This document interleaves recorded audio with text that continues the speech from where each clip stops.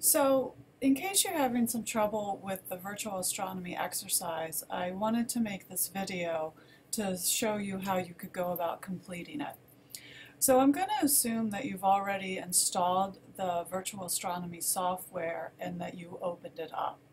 When you open it up, you'll see a window that looks like this. This is actually a list of all the different exercises you could complete in virtual astronomy. The one that we've assigned for you is dealing with the temperature of stars. Essentially, it's the relationship between the color of an object that's giving off a continuous spectrum. It's really related to Wien's law. It does deal with stars, but it's just a way to practice using Wien's law, which, if you remember, says that an object that's emitting a continuous spectrum is emitting wavelengths at all different wavelengths. But the peak is dependent on the temperature of the object, and the peak will play a role in determining the color that that object appears. For instance, if you heat some steel up, it might at first appear to be sort of a reddish color, but if you continue heating it to a higher temperature, it starts to get of a more bluish tint. Stars are similar. Stars can be sort of yellowish, they might appear more white, some have a bluish tint, and this actually tells us something about the temperature of the stars. So if I want to do this exercise, I'm going to click on temperature of stars. And this brings up this little window. And I'm going to resize the window because I'm using a Mac, and with the Mac you need to resize that window. If you're using a PC, you won't need to do that. I'm going to, there's two choices here. Open the lab manual, which actually would just give you the printout that is already available to you in the assignments tab.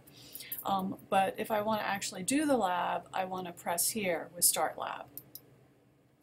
And so here I have a picture, and notice that there are all these different dots. These are actually representing stars. And if I want to do the lab, I'm going to select about 10 stars. I want you to fill out that entire table that I've attached. So I think it's 10 slots, so try to do that. So I'm going to put my cursor on one of these stars, and I'm going to click.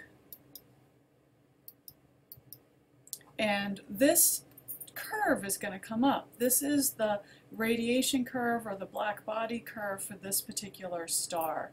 I want to take note of what the color of the star was that I clicked on, and here you see they're calling it star number 16. Now down at the bottom, notice that this horizontal axis is measured wavelengths, and notice that if I'm moving my cursor around, this number's changing. This number is telling me the wavelength reading of where my cursor is. What I want to find is I want to find the peak of this curve, so I move my cursor to the very top of this curve, and then I'm going to read off that number at the bottom that is the wavelength in nanometers there. Notice it says 304. So I'll record that wavelength of 304. I'll use the equation that is listed in the lab manual, the lab write-up that we gave to you, and then I will be able to calculate the temperature of that star using the wavelength and Wien's law. So basically that's all that you have to do. You do it for about 10 different stars and fill out the table that I gave you, and then submit that table, and that's all that you have to do. I hope this helps with any confusion, but if not, please feel free to contact either Dr. Ashman or Dr. Lawson.